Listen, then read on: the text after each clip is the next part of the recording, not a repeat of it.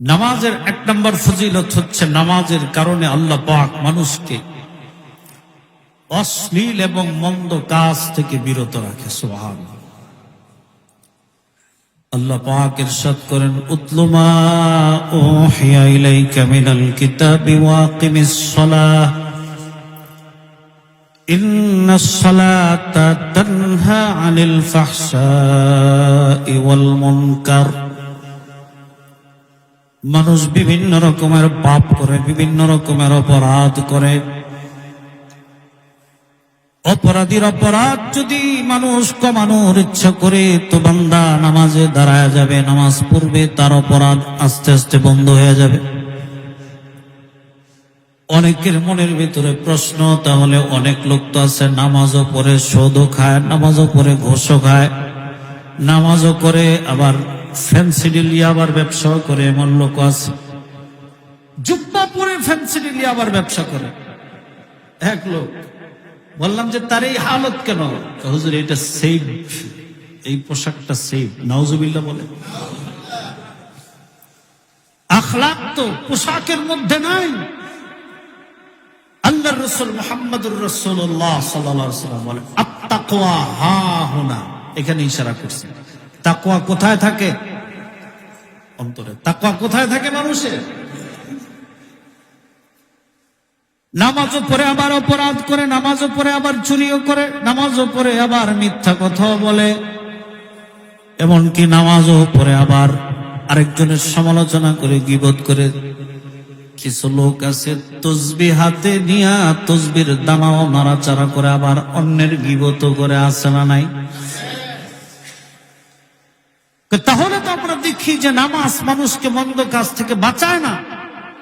তাহলে আল্লাহর কথাটার বাস্তবতা কি? তাহলে এই কথাটার প্রয়োগ ক্ষেত্র কি? এটার এক নম্বর প্রয়োগ ক্ষেত্র হচ্ছে এই যে 11:30 থেকে আমরা যারা মসজিদের ভিতরে অবস্থান করতেছি, মুসলমান ভাই আমার, কমপক্ষে 1:45 অথবা 2টা পর্যন্ত মসজিদে থাকবো। এই যে 2 ঘন্টা, এই 2 ঘন্টার ভিতরে কি কোনো পরনারী আমাদের চোখের সামনে আসছে নাকি? কোন গানের আওয়াজ আমাদের চোখের সামনে আসছে নাকি? এই 2 ঘন্টার ভিতরে যদি আমরা চুপচাপ বসে থাকি, তাহলে অন্তত নামাজ আমাদেরকে, আজকের এই জুমার নামাজ আমাদেরকে কমপক্ষে 2 ঘন্টা গোনা থেকে বাঁচাইছে। আবার আল্লাহর রাসূলের কাছে এক সাহাবী আয়েশা বলে, ওগো সরকার, আপনার অমুক সাহাবী নামাজও পড়ে, গুনাহও করে, গুনাহও করে, নামাজও পড়ে।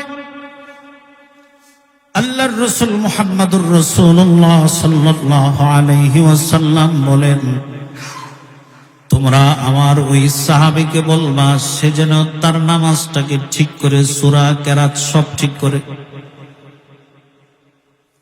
কিছুদিন পরে দেখা গেছে তার গুনার অভ্যাস দূর হয়ে গেছে। সুবহানাল্লাহ। আমাদের নামাজ আমাদেরকে বাঁচায় না কেন?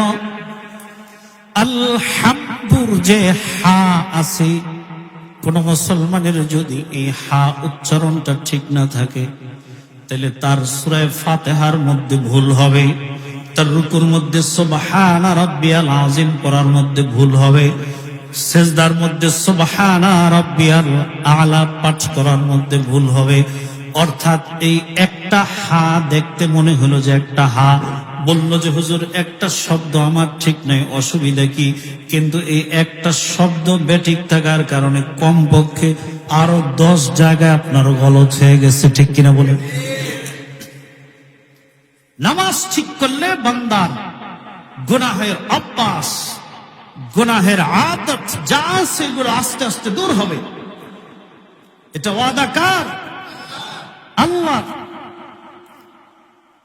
আমাদের নামাজ আমাদেরকে কেন বাঁচায় না? এক হলো নামাজের মধ্যে আমাদের ঠিক নেই, উচ্চারণ ঠিক নেই, মনোযোগ ঠিক নেই। আর আরেক হলো আমরা নামাজ পড়ি আর গুনাহ করি, এরকম না। অর্থাৎ মুমিন যে, সে তো নামাজের মধ্যে থাকবে, মাঝে মাঝে হয়তো তার দ্বারা গোনা হয়ে যাবে, কিন্তু আমাদের হচ্ছে এমন, আমরা গোনার মধ্যে থাকি, মাঝে মাঝে নামাজ পড়ি। ঠিক কিনা বলেন? টি-20 ক্রিকেটের ম্যাচ হয়, 3 ঘন্টা সময় লাগে দেখতে। এর মাঝখানে আজান আসছে, টেলিভিশনের সাউন্ডটা মিউট করে আমি নামাজে গেলাম। তাহলে আমি যতক্ষণ নামাজে আসি ততক্ষণ আমার ফিকির হইল এই ফাঁকে 2 ওভারে কত জানি রান হইল। আর্জেন্টিনা ব্রাজিলের খেলা, একটা গোল আর্জেন্টিনা করছে, এই ফাঁকে আমি মসজিদে গেলাম, আমার দিলের ভিতরে এটা, এই ফাঁকে আবার আর্জেন্টিনার একটা গোল নেইমার শোধ করলো কিনা এটা ফিকির। তাহলে বলেন তো আমি কি নামাজের মধ্যে আছি না খেলার মধ্যে আছি? কিভাবে আমার নামাজ আমাকে গোনা থেকে বাঁচায়? আমি তো নামাজ পড়ি আর মাঝে মাঝে গোনা করি, এরকম না। আমার চিত্রটা হচ্ছে আমি গোনা করি, তার ফাঁকে ফাঁকে সমাজ রক্ষার জন্য কি করি? নামাজ পড়ি। কিভাবে আমাকে বাঁচাবে? দুনিয়াটা আমি এইভাবে নিয়ে আসছি। মুসল্লি ইমামের পিছনে দাঁড়ায়া, ইমাম সাহেব নামাজ 1 রাকাত বেশি পড়ছে, নামাজের পরে কে হুজুর আপনার 1 রাকাত নামাজ বেশি হয়েছে। আপনি কেমনে বুঝলেন? আমি নামাজের মধ্যে একটা হিসাব শুরু করি প্রতিদিন, ওই হিসাব 4 রাকাতের সময় শেষ হয়, আজকে শেষ হওয়ার পরেও আর 1 রাকাত হয়েছে, বুঝলাম নামাজ 1 রাকাত বেশি হয়েছে। এটার সাথে আমি মিলাইছি, বেশি হয়েছে। এক হাদিসে আছে, মুসল্লির তাহারাত পবিত্রতায় যদি কোনো ঘাপলা থাকে তাহলে ইমামের নামাজে ভুল হয়। কথা বুঝছেন? ইমাম যদি নামাজের রাকাত ভুল করে, নামাজে পেশখোস লাগায়, এটা ইমামের দোষ না, দোষ কার? বলবেন যে হুজুর এটা আপনাদের পক্ষে নেওয়ার জন্য বলছেন, আমার পক্ষে নেওয়ার জন্য বলি নাই। এই কথা বলছে কে? আল্লাহ। তাহলে আমার নামাজ আমাকে বাঁচাবে তখন যখন আমি নামাজটাকে ঠিক করব। নবীজির সামনে ঈশা গ্রাম্য ব্যক্তি সালাতে দাঁড়ায় গেছে, আর আল্লাহর রাসূল বলছে কুম ফাসাল্লি ফাইন্নাকা লাম তুসাল্লি, তুমি দাঁড়াও আবার নামাজ পড়ো, তোমার নামাজ হয় নাই। ওই বেচারা ওযু করছে আবার নামাজ পড়ছে, কয় কুম ফাসাল্লি ফাইন্নাকা লাম তুসাল্লি, তোমার নামাজ হয় নাই, আবার যাও, আবার আসো। 3 বার পড়াইছে। এরকম চেকিং করলে আমাদের কয়জনের নামাজ হবে আল্লাহই ভালো জানে। এজন্য নামাজটাকে ঠিক করা। আল্লাহ পাকের কাছে যদি হাসরের ময়দানে আল্লাহর রাসূল বলে আউয়ালু মা ইউহাসাবু বিহিল আবদু ইয়াউমাল কিয়ামাতি আস-সালাহ, হাসরের ময়দানে বান্দার নামাজের হিসাব আগে হবে। ওই সময় যদি বলেন যে আমার বয়সের কারণে আমি শিখতে পারি নাই, আমার মেধা দুর্বল ছিল, আমি শিখতে পারি নাই, আল্লাহ যদি আপনাকে বলে গোলাম তুমি হিসাব বুঝো নাই, এই কারণে কোনোদিন কয়দিন মানুষরে 500 টাকা বেশি দিছ, জায়গা জমিনের পেজ খোঁজ বুঝো না, কয়দিন আরেকজনের নিজের আধা হাত জায়গা ছেড়ে দিছেন কোনোদিন? তাহলে আল্লাহর দরবারে আমি পারি নাই এই কথার কোনো ভিত্তি না। আর একটা মাসআলা শুনেন, মুসলিম অধ্যুষিত সমাজে, যেই সমাজে মুসলমান বসবাস করে, ওই সমাজের কোন মানুষ যদি বলে যে আমি এই কথাটা জানতাম না বিদায় আমল করি নাই, এটা গ্রহণযোগ্য না। ফুকাহায়ে কেরাম বলে এটা কি না? গ্রহণযোগ্য। অমুসলিম অধ্যুষিত এলাকা, যেখানে গ্রিস, আপনি সার্চ করলে দেখবেন যে গ্রিসে 98-99% হলো বিধর্মী, 1% মুসলমান। ওই দেশে যদি কেউ বলে যে আমি এই জিনিসটা জানতাম না এই কারণে মানি নাই, তারটা গ্রহণযোগ্য। কিন্তু বাংলাদেশে যেখানে হাজার হাজার আলেম আছে, এই দেশে যদি কেউ বলে এটা আমি জানতাম না বিদায় মানি নাই, তার এই কথা কি হবে না? গ্রহণযোগ্য হবে। তাহলে নামাজটা আমাদেরকে ঠিক করতে হবে একেবারে A to Z, সব কিছু। নামাজের যত সূরা কেরাত আছে, নামাজের মধ্যে যত পাঠ করার বিষয় আছে, সব কিছু ঠিক করে আমাদেরকে নামাজ পড়তে হবে। নামাজের 1 নাম্বার ফজিলত হচ্ছে নামাজ আমাকে গুনাহ থেকে বাঁচাবে, আমাকে পাপ কার্য থেকে বাঁচাবে, আমাকে অপরাধ থেকে বাঁচাবে। দুই নাম্বার হচ্ছে আফজালুল ইবাদাতি বা'দা শাহাদাতাইন, কালিমার পরে জগতে সবচাইতে ভালো সবচাইতে উত্তম ইবাদত হচ্ছে নামাজ।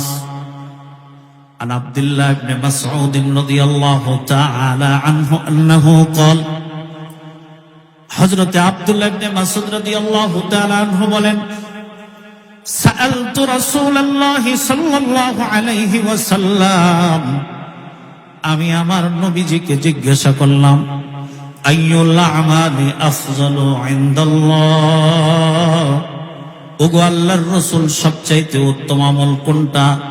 আল্লাহর রাসূল বলছেন, আস-সালাতু লিওয়াক্তিহা, সময় মতো নামাজ পড়া হচ্ছে সবচাইতে উত্তম ইবাদত। ক্বালা কুনতু সুম্মা আইয়ুন, আব্দুল্লাহ ইবনে মাসউদ বলে এরপরে কোনটা উত্তম আমল? ক্বালা বিররুল ওয়ালিদাইন, আল্লাহর নবী বলে এর চাইতে এরপরে সবচেয়ে উত্তম আমল হচ্ছে মা বাবার অনুসরণ করা। সুবহানাল্লাহ, মা বাবার সাথে সদাচরণ করা। ক্বালা কুনতু সুম্মা আইয়ুন, ওগো সরকার এরপরে সবচেয়ে উত্তম আমল কোনটা? আল্লাহর নবী বলে, আল জিহাদু ফি সাবিলিল্লাহ, আল্লাহর রাস্তায় জিহাদ করা হচ্ছে উত্তম আমল। আব্দুল্লাহ ইবনে মাসউদ কে সিয়ারু আলামিন নুবালা ইল আলাম, যেখানে জগতের সব বড় সাহাবী তাবেঈদের জীবনী লেখা আছে, ওখানে আসছে আব্দুল্লাহ ইবনে মাসউদ হচ্ছে আমাদের হানাফি মাযহাবের মূল ভিত্তি। আল্লাহু আকবার। সাহিবুন নিআলি ওয়াস সিওয়াকি, আব্দুল্লাহ ইবনে মাসউদ এমন সাহাবী, এমন গুরুত্বপূর্ণ নবীর সুহবত প্রাপ্ত সাহাবী যে সব সময় রাসূলের সাথে সাথে রাসূলের পাদুকা আর রাসূলের মেসওয়াক তার কাছে ছিল। সুবহানাল্লাহ। আচ্ছা বলেন তো, কারো পিএস এর কাছে যদি মোবাইল থাকে, সে কি 6 কিলোমিটার দূরে থাকে না পাশে থাকে? যার কাছে মেসওয়াক ছিল, জুতা ছিল, ওই সাহাবী রাসূলের সব সময় কাছাকাছি ছিল। সুবহানাল্লাহ। ওই সাহাবীর আমল ফলো করে হানাফি মাযহাব তৈরি হয়েছে। তাহলে হানাফি মাযহাব দুনিয়ার সব মাযহাব থেকে আল্লাহর রাসূলের সুন্নাহ এবং কোরআনের কাছাকাছি। সুবহানাল্লাহ। আব্দুল্লাহ ইবনে মাসউদ ওই সাহাবী, যেই সাহাবী আল্লাহর রাসূলের নির্দেশে হাবশা হিজরত করছে, আবার মদিনায় হিজরত করছে। উনি ওই সাহাবী, যেই সাহাবী সর্বপ্রথম আল্লাহর রাসূলের নির্দেশে আল্লাহর রাসূলের উপরে মক্কার কাফেরদের সামনে যখন কালেমার কথা বলা যাইতো না, ইমানের কথা বলা যাইতো না, ওই সময় জোরে আওয়াজে কোরআনে কারীমের তেলাওয়াত করছে। উনি ওই সাহাবী। বলে আব্দুল্লাহ ইবনে মাসউদ রাদিয়াল্লাহু তাআলা আনহুর আরবের লোকদের তুলনায় উনি একটু চিকন ছিল, পায়ের গোছাগুলো চিকন ছিল। খেজুরের গাছের উপরে উঠে গেছে একদিন, ওনার বন্ধু বান্ধব সাহাবী যারা আছে তারা হাইসা দিয়েছে, তার পা দেখো কত চিকন দেখা যায়। আল্লাহর রাসূল বলে, সাবধান, তোমরা আমার আব্দুল্লাহর পা চিকন দেখে হাসতেছ। হাসরের ময়দানে আল্লাহ তাআলা আমার আব্দুল্লাহ ইবনে মাসউদের পা গুলো উহুদ পাহাড়ের চাইতে বেশি ওজন করবে। ওই সাহাবী বলে যে আমি আল্লাহর রাসূলকে জিজ্ঞাসা করছি, রাসূল সবচেয়ে উত্তম ইবাদত কোনটা? আল্লাহর রাসূল বলছেন যে সবচেয়ে উত্তম ইবাদত হচ্ছে নামাজ। সুবহানাল্লাহ। নামাজের 3 নম্বর ফজিলত হচ্ছে গুনাহ সমূহকে ধুইয়া দেয়। আন জাবির ওয়া হুয়া ইবনু আব্দুল্লাহ, জাবির ইবনে আব্দুল্লাহ রাদিয়াল্লাহু তাআলা আনহু বলেন, আল্লাহর রাসূল বলেন, সালাতুল খামসি কামাসালি নাহরিন জারিন গামরিন, 5 ওয়াক্ত নামাজটা হলো ওইটার উদাহরণ স্বরূপ। আলা বাবিকুম, তোমাদের কারো দরজায় যদি একটা প্রবাহিত নহর থাকে, প্রবাহিত পাহাড়ি ঝর্ণা থাকে, ইয়াগতাসিলু মিনহু কুল্লা ইয়াউমিন 5 মাররাত, আর ওই নহরের মধ্যে যদি কেউ 5 বার গোসল করে, কাহাল্লিয়া বুকা মিনাত তারান, তার শরীরে কোনো ধুলাবালু থাকবে নাকি? ক্বালাল হাসান লা ইউবকি যালিকা মিনাত তারান, হযরতে হাসান বলে, যে ব্যক্তি 5 ওয়াক্ত সালাত আদায় করবে, আল্লাহ তাআলা তার গুনাহগুলো 5 বার গোসলকারী ব্যক্তির মতো পরিষ্কার করে দিবে। وعن أبي هريرة رضي الله تعالى عنه أنه قال قال رسول الله صلى الله عليه وسلم الصلوات الخمس إلى الخمس এক নামাজ থেকে আরেক নামাজ, ওয়াল জুমআতু ইলাল জুমআ, এক জুমা থেকে আরেক জুমা, ওয়া রমাদানু ইলা রমাদান, এক রমজান থেকে আরেক রমজান, মুকাফফিরাতুম মা বাইনাহুন্না, এর মাঝখানে বান্দার দ্বারা যে গুনাহ হয় এগুলো মাফ হয়ে যায়। তবে একটা শর্ত আছে, ইযা জাতানাবাল কাবায়েরা, অবশ্যই অবশ্যই বান্দাকে কবিরা গুনাহ করা থেকে বাইচা থাকতে হবে। নামাজ আমার গুনাহ সমূহকে এভাবে মাফ করে দেয়। ফাজাইল আমলের মধ্যে আছে শুকনো পাতার, শীতের গ্রীষ্মকালে শুকনো গাছের পাতাগুলো যেমন ঝরে যায়, নামাজি বান্দার গুনাহগুলো ওইরকম ঝরে যায়। সুবহানাল্লাহ, এভাবে তার গুনাহ ঝরে যায়। নামাজ পড়লে মানুষের পাপগুলো মোচন হয়ে যায় যদি কবিরা গুনাহ না হয়। নামাজ এমন একটা ইবাদত, 4 নম্বর নামাজের ফজিলত, নামাজ দুনিয়ার জমিনেও মানুষের নূর হয়, আখিরাতেও নূর হয়। সুবহানাল্লাহ। দেখবেন একটা মানুষ বড় কালো কিন্তু নিয়মিত নামাজ পড়ে, লোকেরা বলা বলি করে যে তার চেহারার মধ্যে একটা নূর আছে, ঠিক কিনা বলেন? তার চেহারার মধ্যে একটা কাশিস আছে, একটা আকর্ষণ আছে।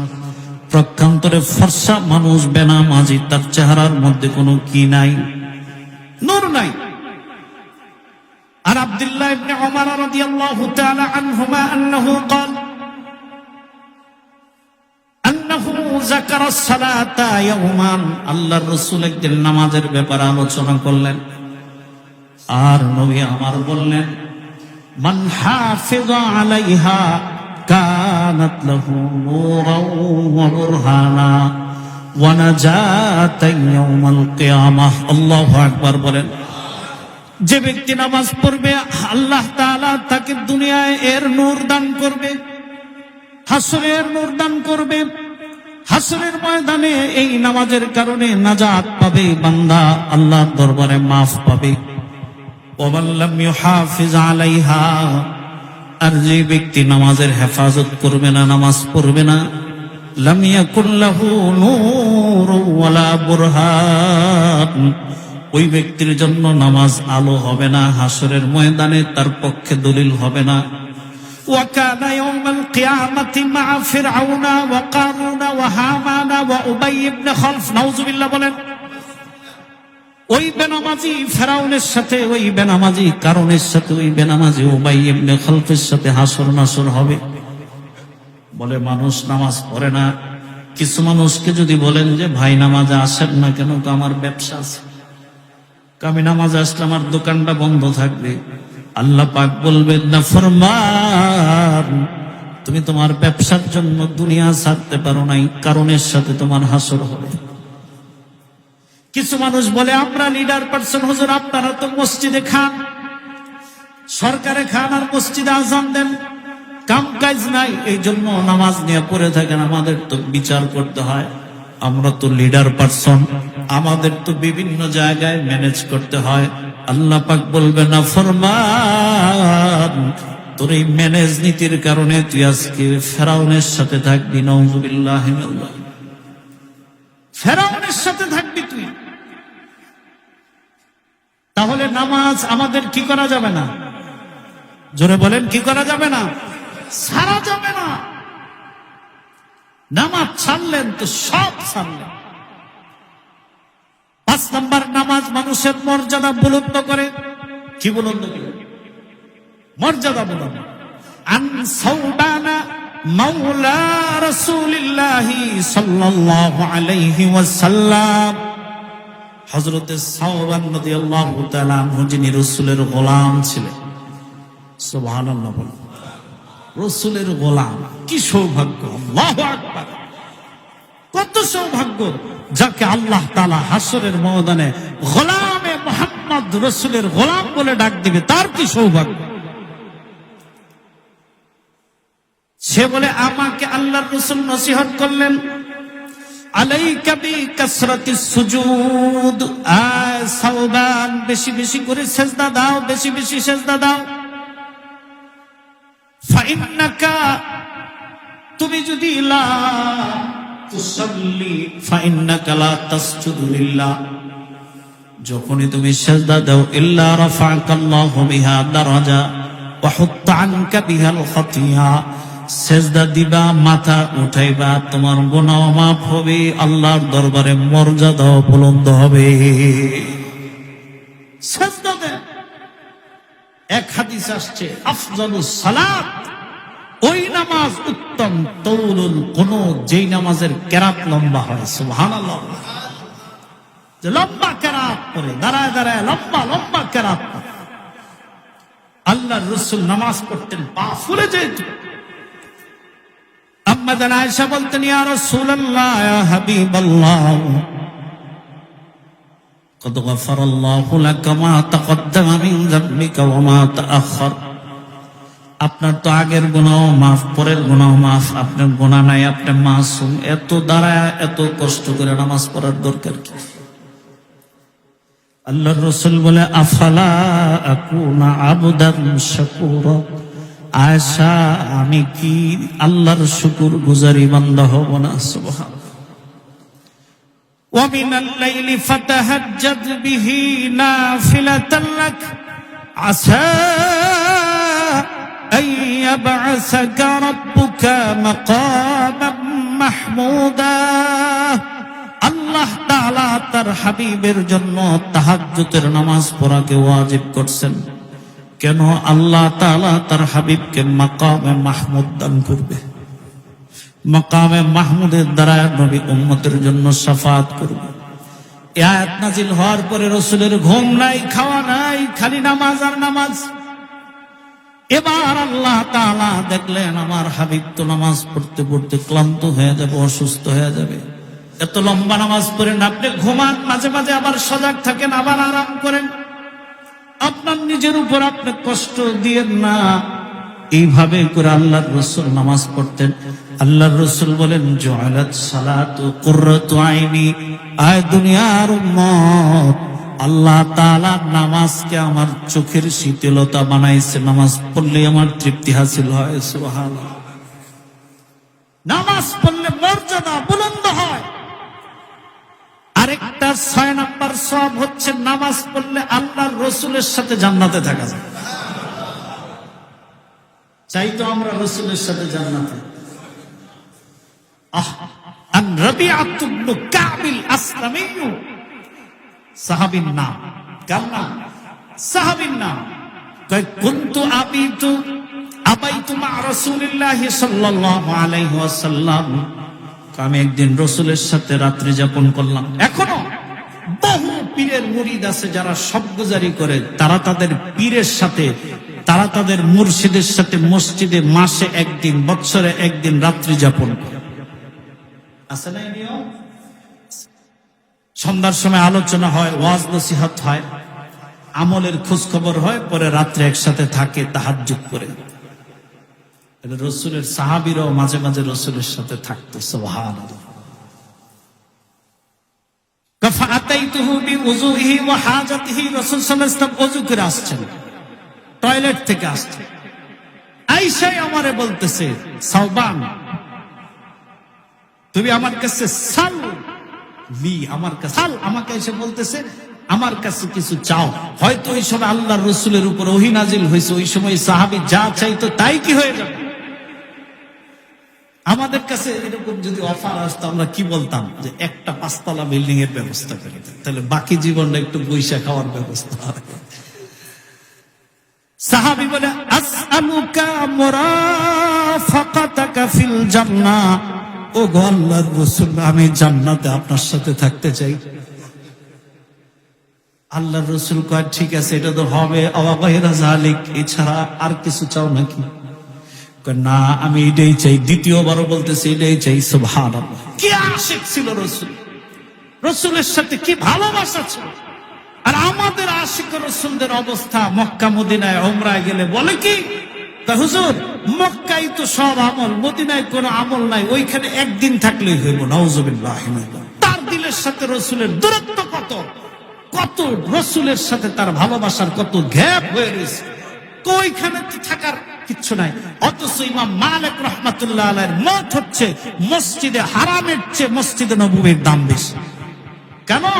ইমাম মালিক বলে যে মসজিদে হারাম বানাইছে ইসমাইল ইব্রাহিম আলাইহিমুস সালাম, আর মসজিদে নববী বানাইছে মুহাম্মদুর রাসূলুল্লাহ সাল্লাল্লাহু আলাইহি ওয়াসাল্লাম। উনি বলেন যে মসজিদে হারামে আল্লাহর রাসূল যত সেজদা দিছে এর চেয়ে অনেক গুণে বেশি মসজিদে নববীতে রাসূল সেজদা দিছে। সুবহানাল্লাহ।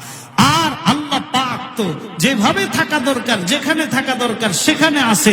মক্কায় তো আল্লাহর রাসূল নাই, আর ওইখানে তো হায়াতুন নবী, জিন্দা নবী কবরের ভিতরে জিন্দা আছে, এর পাশে আমি নামাজ পড়তেছি। সুবহানাল্লাহ। আর আমাদেরকে বলে যে হুজুর মদিনায় তো কিছু নাই। মদিনায় কিছু নাই বিষয়টা এরকম না, মদিনায় কি আছে এটা অনুধাবন করার মতো দিল তোমার নাই। কথা বলেন ঠিক কিনা?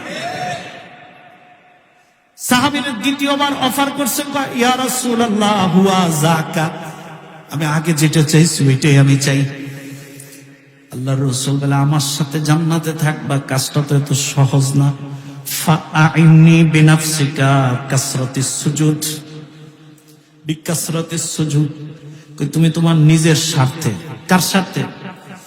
তোমার নিজের স্বার্থে অধিক সেজদা করে আমারে সাহায্য করো, তাহলে তোমার ব্যাপারে শাফাত করতে আমার সহজ হবে। সুবহানাল্লাহ। তাই নামাজ বেশি বেশি পড়লে আল্লাহর রাসূলের সাথে কোথায় থাকা যাবে? জান্নাতে থাকা যাবে। 7 নম্বর, মুসল্লি যতবার মসজিদে আসবে ততবার জান্নাতে তার জন্য মেহমানদারি হবে।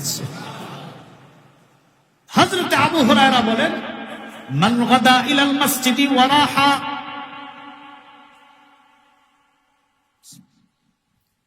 মসজিদে বান্দা সকাল বিকাল যতবার আসবে, আ'আদাল্লাহু লাহু নুজুলাহু মিনাল জান্নাহ, জান্নাতে তারেও মেহমানদারি করা হবে। কুল্লামা গাদা ওয়া রাহা, দুনিয়ায় যতবার মসজিদে আসছে ততবার তারে জান্নাতে মেহমানদারি করা হবে। সুবহানাল্লাহ। আরো একটা বিশেষ উপহার আছে, জান্নাতে নামাজিরা সরাসরি আল্লাহকে দেখবে। 14 তারিখের পূর্ণিমার রাতে নবী আমার সাহাবীদেরকে নিয়ে হাঁটতেছে, নবী আমার সাহাবীদেরকে বলতেছে, ইন্নাকুম সাতারাউনা রাব্বাকুম কামা তারাউনাল কমারা লাইলাতাল বদর।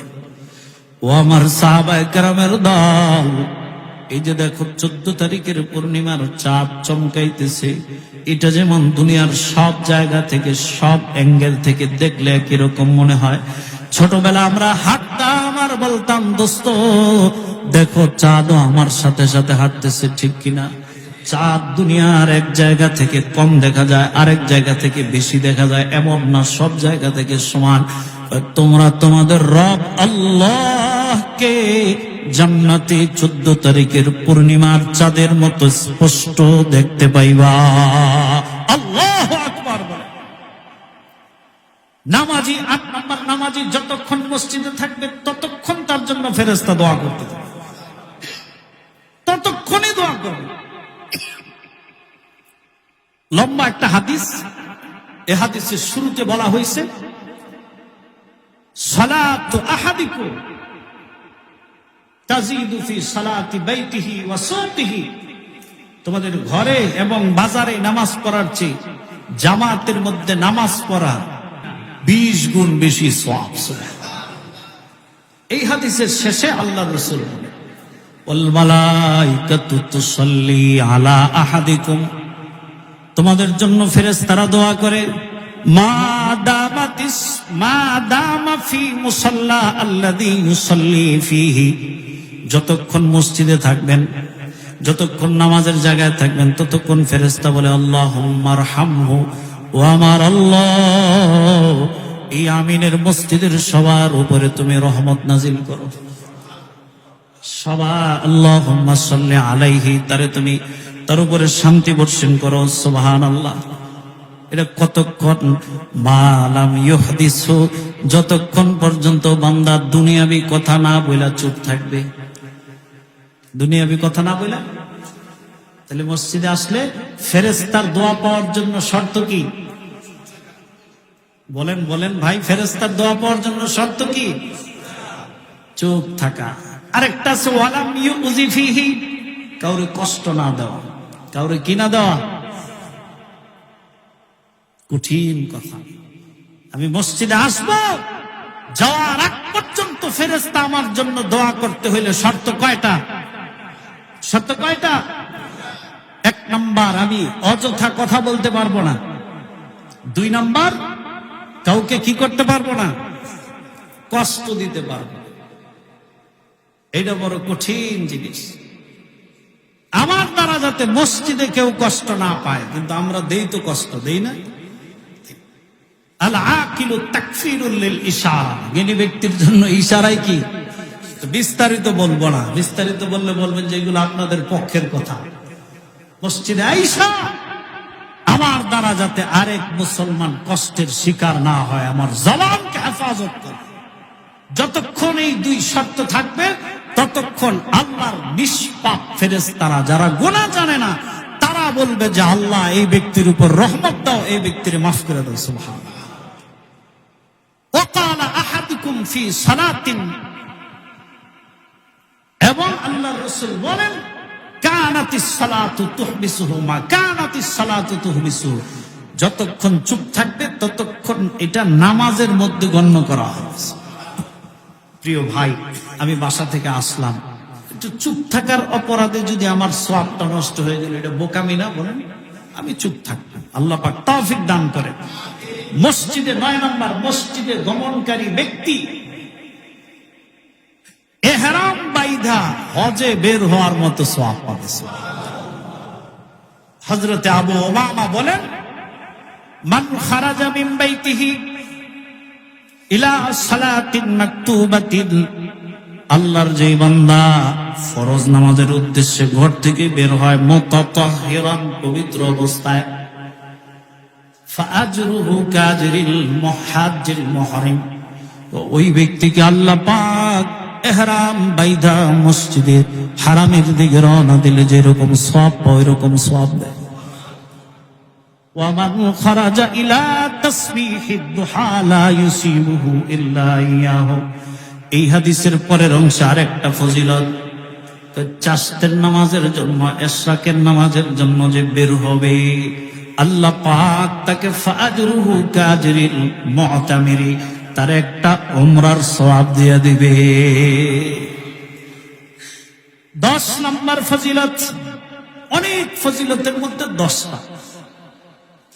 10 নাম্বার ফজিলত, 7 ব্যক্তি মাওলায়ে পাকের আরশের নিচে ছায়া পাবে। এর মধ্যে এক ব্যক্তি ওয়ারাজুলুন কলবুহু মুআল্লাকুন বিল মাসাজিদ, যার অন্তরটা মসজিদে ঝুলানো। আসর পড়ে গেছে, আবার কখন মাগরিবে আসবে, মাগরিব পড়ে গেছে, কখন এসে আসবে, এমন একটা টান। গভীর রাত্রে ঘুমের থেকে ওইটা বারবার ঘুরে দেখে ফজরের সময় হয়ে গেল কিনা। আল্লাহ বলে, গোলাম আমার, এমন মসজিদের প্রতি যার প্রত্যেকটা সময়ে সময়ে দিমাগটা কাজ করে, আমার ওই বান্দা হাসরের কঠিন মুসিবতে আমার আরশের নিচে ছায়া পাবে। সুবহান। নামাজ পরিত্যাগ করার 5টি ভয়াবহতা বলবো। নামাজ পরিত্যাগ করার 1 নম্বর ভয়াবহতা হচ্ছে আল্লাহ তাআলার জিম্মাদারি ওই বান্দা থেকে উঠায় নেওয়া হয়। বাপ যদি তার সন্তানকে বলে, আমার সন্তান, তোর ব্যাপারে আমার কোনো কথা নাই, তাহলে ওই সন্তানের বড় বিপদ আছে। আল্লাহ যদি বলে, গোলাম, তোর ব্যাপারে আমার কোনো জিম্মাদারি নেই, তাহলে এই বান্দারও বড় মুসিবত আছে। হযরতে মুআয ইবনে জাবাল বলে, আমাকে আল্লাহর রাসূল 10টা নসিহত করলেন। এর মধ্যে একটা, ওয়ালা তাতরুকান্না সালাতান মাকতুবাতান মুতাআম্মিদান। কায় মুআয, ইচ্ছা করে কোনোদিন ফরজ নামাজ ছেড়ে দিও না। ফা ইন্না মান তারাকা সালাতান মাকতুবাতান মুতাআম্মিদান, যে ব্যক্তি ইচ্ছা করে ফরজ নামাজ ছাড়া দেয় ফাকাদ বারিআত মিনহু জিম্মাতুল্লাহ, সে আল্লাহর জিম্মাদারি থেকে আলাদা হয়ে যায়। নাউজুবিল্লাহ বলবেন। আল্লাহ পাকের তার উপরে কোনো ওয়াফাদারি থাকে না, তার উপরে আল্লাহ পাকের আর কোনো মায়া থাকে না, দয়া থাকে না। 2 নম্বর, নামাজ পরিত্যাগ করার অপরাধ হচ্ছে আমলগুলো বাতিল হয়ে যায়। আল্লাহর রাসূল বলে, মান তারাকা সালাতাল আসরা ফাকাদ হাবিতা আমালু, যেই ব্যক্তি অথবা যে বান্দা আসরের নামাজ ছেড়ে দেয় তার আমলগুলো বাতিল হয়ে যায়, আমল বাতিল হয়ে যায়। নাউজুবিল্লাহ। আসরের নামাজের কথা কেন বললো? আর নামাজ নেই, এটা হচ্ছে ঘুমের সময়, এটা হচ্ছে অলসতার সময়, আর যুবকদের জন্য এটা হচ্ছে খেলার সময়। এই টাইমের নামাজ পড়াটা বড় কঠিন। আসর যে ছেড়ে দিবে তার আমল সব কি হয়ে যাবে? বাতিল হয়ে। 3 নম্বর, আল্লাযী তাফুতুহু সালাতুল আসর কান্নামা উতিরা আহলুহু ওয়া মালুহু, বুখারী শরীফের হাদিস। যে ব্যক্তি আসর ছেড়ে দিল তার মাল, পরিবার, পরিজন সব যেন ধ্বংস হয়ে গেল। নাউজুবিল্লাহ। ইয়াতিরাকুমুর রাজুলু ওয়া তারতুম ক্বালা আবু আব্দুল্লাহ, মানে ইমাম বুখারী বলেন, আরবের একটা প্রবাদ আছে, ইয়াতিরাকুমুর রাজুলু ওয়া তারতুম, যে কোন ব্যক্তির মাল সম্পদ যদি কাউকে যদি হত্যা করে ফেলে, কারো মাল যদি ছিনায় নেয়, তখন এই শব্দটা বলে উতিরা, অর্থাৎ যে আসরের নামাজ ছেড়ে দিল তার জন্য দুনিয়ার মাল সম্পদ সব ধ্বংস হয়ে গেল। নাউজুবিল্লাহ। আমি শান্তি খুঁজি, আমার মালের বরকত খুঁজি, আমি আমার হায়াতের মধ্যে আনন্দ খুঁজি, তৃপ্তি খুঁজি, অথচ আমার জিন্দেগির শত শত আসরের নামাজ বাতিল হয়ে গেছে। ঠিক কিনা বলেন? তাহলে আমার জীবনের শান্তিটা আসবে কিভাবে বলে? আমার জীবনের শান্তি আসার কোন রাস্তা তো আমি বাকি রাখি নাই। নামাজ না পড়ার 4 নম্বর অপরাধ হচ্ছে জাহান্নামের ভয়ঙ্কর জায়গার মধ্যে তারা থাকবে। জান্নাতীরা জাহান্নামীরা কথা বলবে, দূরে জান্নাতীরা জাহান্নামীদেরকে জিজ্ঞেস করবে, মা সালাকাকুম ফি সাকার, ও আমার ভাই, তুমি আর আমি তো একই এলাকায় বসবাস করতাম, একই সাথে নৌকা পার হইতাম, একসাথে বাজার করতাম, কোন জিনিসে তোমার জাহান্নামে নিল? ক্বালু লাম নাকু মিনাল মুসাল্লিন, আমরা নামাজি ছিলাম না, আমরা নামাজ আদায় করতাম না। ওয়া লাম নাকু নুতঈমুল মিসকিন, আমরা গরিবদেরকে খানা খাওয়াইতাম না। ওয়া কুন্না নাখুদু মাল খায়িদিন, এবং আমরা চক্রান্তকারীদের অন্তর্ভুক্ত ছিলাম। সমাজের মধ্যে খালি পিনিক লাগায় দিতাম, এক জায়গার কথা আরেক জায়গায় লাগায় দাঙ্গা বাজায় দিতাম। আছে না নাই? এই অপরাধে কালিমা পড়ার পরেও আমরা আজকে জাহান্নামে। 5 নম্বর, নামাজ ছাড়ার অপরাধ। আল্লাহ পাক হাশরের ময়দানে বলবে, ইয়াউমা ইউকশাফু আন সাকিন ওয়া ইউদআউনা ইলা সুজুদ, তোমরা আজকে আমার একটা সেজদা করে দেখাও, তোমরা আজকে একটু সেজদা করো। ওই দিন, যেই দিন তোমাদের পায়ে কোনো কাপড় থাকবে না, জুতা থাকবে না। খাশিআতান আবসারুহুম তারহাকুহুম যিল্লাহ, বেনামাজিরা অপমানিত হয়ে নিচের দিকে তাকায় থাকবেন, চেহারাটা মলিন করে লাগবে, লজ্জা পাবে, চেহারাটা লজ্জা অবনত করে রাখবে। وَقَدْ كَانُوا يُدْعَوْنَ إِلَى السُّجُودِ وَهُمْ سَالِمُونَ, ওই দিন তারা মাওলায়ে পাকের সামনে সিজদা করতে যাবে, দেখবে পিঠ কাঠের মতো শক্ত হয়ে গেছে। নাউজুবিল্লাহ। পাগুলো লোহার মতো শক্ত হয়ে গেছে, কাজ করে না। কেন করে না? কেন করে না? আল্লাহ বলবে, গোলাম وَقَدْ كَانُوا يُدْعَوْنَ إِلَى السُّجُودِ وَهُمْ سَالِمُونَ, দুনিয়ায় আমি তোমার হায়াত দিয়েছিলাম, সুস্থতা দিয়েছিলাম, তোমার একটা যৌবন দিয়েছিলাম, ওই যৌবনটা ব্যবহার করে তুমি সুস্থ ছিলা, আমারে সিজদা করো নাই। ইউদআউনা ইলা সুজুদি, মুয়াজ্জিন হাইয়া আলাস সালাহ বলা 5 ওয়াক্ত তোমার সেজদার দিকে ডাকছে, আসো আসো সেজদার দিকে আসো, কল্যাণের দিকে আসো। ওই দিন তুমি কপালটা ঠেকায় আমার একটা সেজদা দেও নাই। আজকে আমি তখন তোমাদেরকে বললাম, তোমরা তোমাদের ঘাড় ঝুঁকাইতে পারতেছ না, কপাল নামাইতে পারতেছ না। এটা হলো নামাজি ব্যক্তির 5 নম্বর শাস্তি। নাউযুবিল্লাহ বলে। আল্লাহ তাআলা আমাদেরকে পাক্কা নামাজি হওয়ার তৌফিক দান করুন। আল্লামা ইবনুল কাইয়্যিম আল জাওজি রাহিমাহুল্লাহ আল ওয়াবিলুস সাইয়্যিব ওই কিতাবের মধ্যে লিখেন যে আমি অনেক হাদিস গবেষণা করে দেখছি, নামাজি 5 প্রকার। নামাজি কয় প্রকার? এটা তো আর আজকে বলা যাবে না, আবার সামনের সপ্তাহে কি করা যাবে না, বলা যাবে না। আল্লাহ পাক তৌফিক দিলে এটা আবার অন্য কোন এক সময় আলোকপাত করবো ইনশাআল্লাহ তাআলা। তাহলে আজকে আমরা জানলাম যে নামাজ যারা পড়বে তাদের অনেক ফজিলত, অনেক ফজিলতের মধ্য থেকে আমরা আলোকপাত করছি কয়টা? মাত্র 10টা। আর নামাজ পরিত্যাগ করার অনেক গুনাহের মধ্য সমূহ থেকে আমরা আলোচনা করছি কয়টা? 5টা। আল্লাহ পাক আমাদেরকে সঠিকভাবে নামাজের পাবন্দি করার তৌফিক দান করুন। ওয়া আখিরু দাওয়ানা আলহামদুলিল্লাহি রাব্বিল